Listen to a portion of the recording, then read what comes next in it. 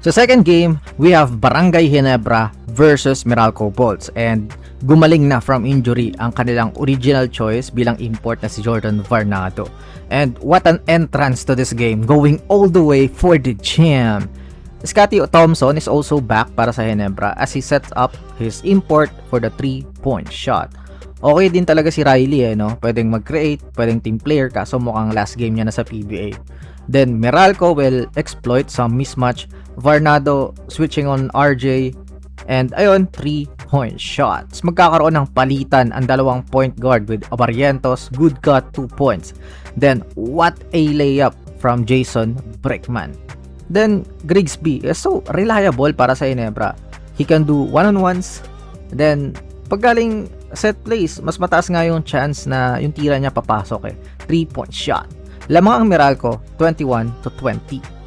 Sa second quarter, kung ikaw Meralco, ito lang yung ayaw mong mangyari if ang iiwan mo sa Ginebra ay si RJ Abarrientos. 3-point shot. You don't want that guy na uminit at makuha yung groove niya sa laro.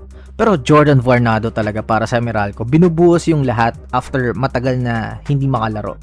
Tsaka tingnan nyo, siya pa mismo yung nag-touch screen para magkaroon ng easy layup si Chris Newsome. Mukhang nakahanap na ulit ang Bolts ng resident import kasi pwede rin yan pag Commissioner's Cup. And what a court vision from Jason Brickman. Ang ganda ng pasa. Tipong sakto sa kamay mo and swabe na lang yung i-release mo Ayun, swak din yung 3-point shot from Chris Newsome. Then here, nag-challenge ang Ginebra with no help on Varnado. And ayun, titira ng mid-range. Tsaka medyo lumaylay yung defense ng Ginebra as CJ Cancino with back-to-back 2 points. Lamang pa rin ang Bolts, 49-41 at the half. Sa third quarter, what a pass from RJ Abarrientos to Troy Rosario. Then, pupunta ang Meralco sa kanilang import. Tsaka, willing passer Pag may double, binigay niya kay Newsome para sa 3-point shot. And, ang ganda ng mga bitaw ni New tonight. Then, sasagot si RJ Abarrientos ng floater. And, for somehow, maghahanap rin ng mismatch yung Ginebra na all game long, ganyan yung laro ng Meralco. Ganyan sila magaling Diyan sila magaling. Here, Troy Rosario over Chris Newsome. Tas to end the quarter, Varnado goes for the drive pero nalibre si Newsome dahil nag-help si Pinto, 3-point shot. Tsaka makikita mo sa body language ni Varnado na unselfish talaga.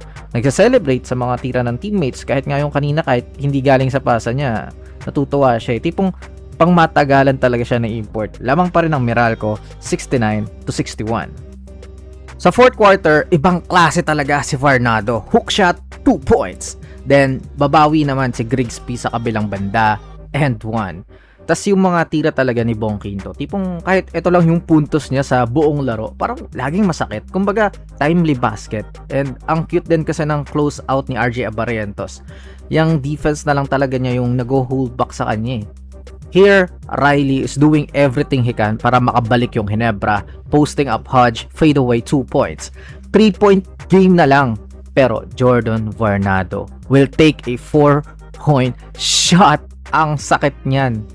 Hanggang sa nag-zone defense na yung Ginebra na dapat protected yung middle, but Newsome is wide open, 2 points. Then, eto na yung icing on the cake, Varnado posting up, and 1! Grabe ka! 31 points for him. Panalo ang Bolts 97-88. And PBA break. October 7 pa yung balik. Ang tagal. And mukhang Justin Brownlee na ulit yung Ginebra. Actually, okay naman si Grigsby. It's just ibang level yung Brownlee sa PBA. So yun, mahaba ang PBA break. Walang mga post-game videos. Kaya let me know sa comment section yung mga gusto nyong itackle na PBA videos. So, see you in the next video. Bye-bye!